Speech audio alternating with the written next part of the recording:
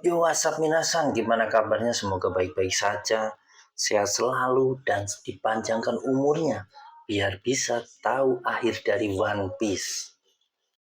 Hari ini kita akan membaca One Piece chapter 1120. Dibuka dengan cover depan, Denjiro sedang menangkap bocah-bocah kecil yang mengganggu Yamato saat melakukan napak tilas Oden. Beberapa halaman berikutnya berlokasi di Punghasat, menceritakan kisah masa lalu Vegapunk yang sedang berbincang dengan Profesor Clover dari Ohara. Di sini Vegapunk diminta untuk bergabung meneliti tentang abad kekosongan. Tapi ilmuwan jenius itu menolak dengan alasan sekarang dia bekerja di pihak pemerintah. Vegapunk juga menasihati Profesor Clover agar berhenti meneliti abad kekosongan dan tidak perlu mengorek-ngorek masa lalu. Profesor Clover pun menjelaskan alasan dia meneliti sejarah 500 tahun lalu, yaitu karena dia muak melihat ketakutan pemerintah kepada klan D yang tidak diketahui alasannya.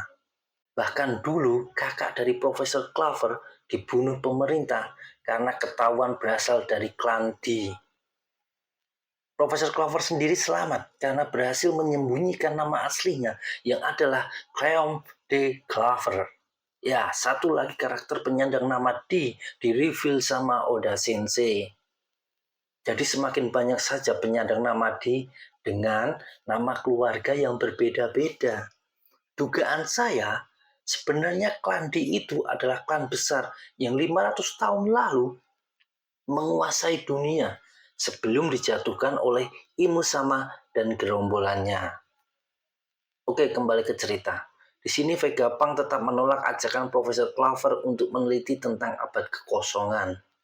Namun sebelum pergi, Profesor Clover bersumpah akan mengungkap rahasia dunia 500 tahun lalu dan membuat Vegapunk tidak bisa mengabaikan fakta itu lagi. Lompat ke 4 tahun kemudian, Punghasat mendapat kabar tentang serangan Buster Call di Ohara yang merupakan pembantaian besar-besaran oleh Angkatan Laut. Diperlihatkan masih ada si ilmuwan gila Caesar di situ dan malah menertawakan kematian Profesor Clover. Beda dengan Vegapunk yang no comment sambil memegang poster buronan Nico Robin. Tapi di halaman selanjutnya diperlihatkan kalau si jenius Vegapunk mendatangi Pulau Ohara dan menangisi kematian Profesor Clover. Dia jadi ingat betapa seriusnya Profesor Clover ingin mengungkap kebenaran abad kekosongan itu, sampai nyawa pun jadi taruhannya. Di sini saya berasumsi, inilah awal mula Vegapunk diam-diam meneliti tentang abad kekosongan, karena tersentuh dengan tekad kuat almarhum Profesor Clover. Kembali ke masa kini, diperlihatkan rekaman suara Vegapunk yang belum berhenti. Ada juga Nico Robin yang sudah diselamatkan dari serangan ganas Gorosei. Sedangkan di luar, Zoro sedang berdebat dengan Lilith agar mereka segera melakukan Coup de Burst agar Sunny bisa kabur ke lautan. Tapi Lilith melarang karena menurut perhitungannya, jarak lontar Coup de Burst tidaklah jauh. Apalagi di depan masih ada Gorosei, kuda yang masih menyerang. Kalau mereka kena serangan saat melayang, bisa-bisa lintasan kapal Sunny terganggu dan jatuhnya ke daratan, bukan ke laut. Dan pastinya akan berakibat fatal karena lokasi mereka sekarang yang jauh berada di ketinggian. Baru selesai bicara, tahu-tahu Lilith terkena sebuah serangan kelas dari Vegapunk lainnya, yaitu Stella. Gara-gara itu Lilith sampai pingsan. Padahal robot ya, kok bisa pingsan? Whatever lah. Pokoknya saat semua kaget karena ulah Stella, Vegapunk yang ini malah berpesan untuk menjaga Lilith. Dan dia akan memastikan Sunny bisa lolos ke lautan. Setelah itu Stella langsung terbang ke arah Gorosei kuda yang menunggu. Di situ Jinbe sigap memegang kemudi kapal dengan erat. Zoro pun berteriak menyuruh Brook menyalakan sistem Coup de Burst yang tanpa banyak tanya langsung dilakukan sama si tengkorak kocak itu. Stella yang mendekat ke arah Gorosei malah terkena serangan yang memotong lengan kirinya. Tapi dia tidak gentar, langsung melakukan manuver dan ternyata incaran Stella adalah mendorong sang Gorosei ke pinggir. Jadi Sunny bisa terbang dengan aman tanpa gangguan. Dan bukan itu saja, setelah Sunny berada di udara, Stella meledakkan dirinya. Angin ledakan itu mendorong Sunny lebih menjauhi pulau sehingga titik jatuhnya pas di lautan. Sedangkan di bawah kondisi masih belum aman, dengan 3 Kurose yang masih mengincar Luffy.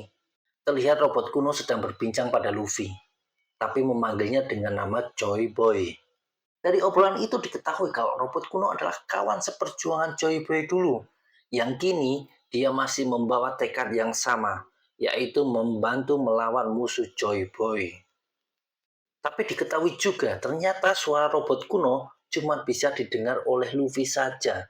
Seperti momen saat Sunisa berbicara, hanya Luffy dan Momonosuke yang bisa mendengarnya.